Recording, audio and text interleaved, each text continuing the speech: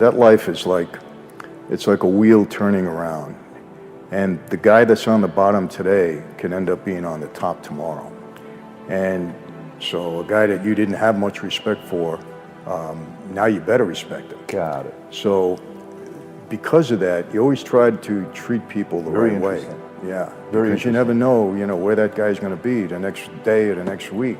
So I always say, I knew how to put the right people in the right place and get them and motivated them to do the work properly. My mantra always was at that time, do what you do best and delegate the rest. And that always worked for me until today. There's things that I'm just not good at, and I don't even try to do them. I don't even want to be bothered with it, but I'll get somebody that's going to do them a lot better than me. Oh yeah, I had to. Because I got a lot of stuff thrown at me, and I recognized what was good and what wasn't going to work. And that's important, because you can waste your time with stuff all day long. That's what gave me the leverage to negotiate the deal that I got. When you have time to think and really analyze the way life goes, and you look back and I said, man, all these negatives turned into a positive for me. They gave me breaks that I didn't realize were happening at that time.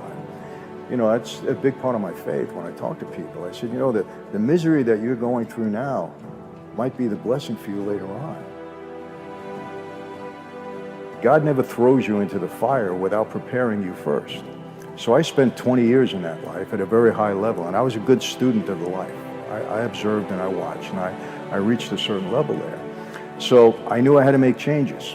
One of the horrors about that life, and I don't know if you know this, but you might be in trouble, in serious trouble. Your best friend walks you into a room, you don't walk out again. And unfortunately, I've experienced that in my life with other people. And so I said, okay, they're not going to walk me into a room. They're going to have to work to get me. I never put a house in my name, no utilities. I never went to any nightclubs. Bad place for me. I know who hangs out there. I stopped creating patterns in my life. So if somebody was scoping me, they had a tough time in figuring out where I was. And I was very disciplined in that, very disciplined, because I never sell my former associates short. There's very capable guys there. And then what happened, I just outlasted everybody.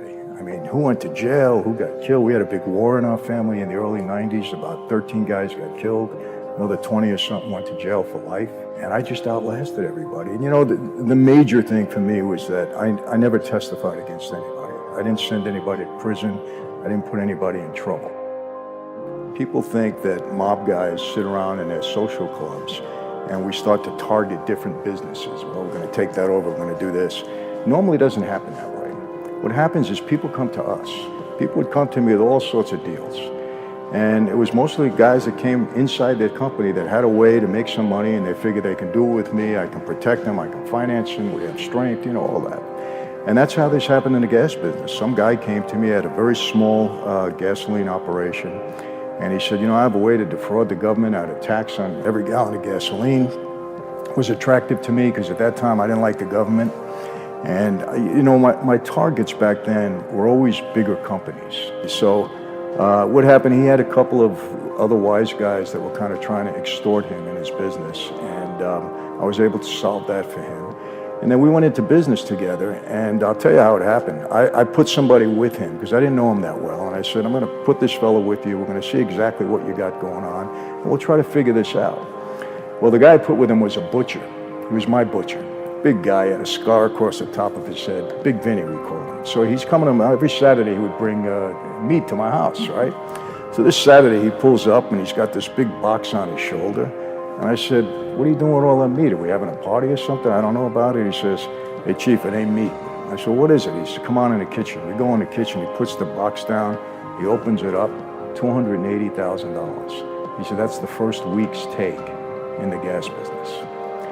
And long story short, he really got my attention at that point. I grew that 280 into, at times, almost $8 million a week. Yeah, what happened? I had a couple of things against me. Number one, I was a younger guy.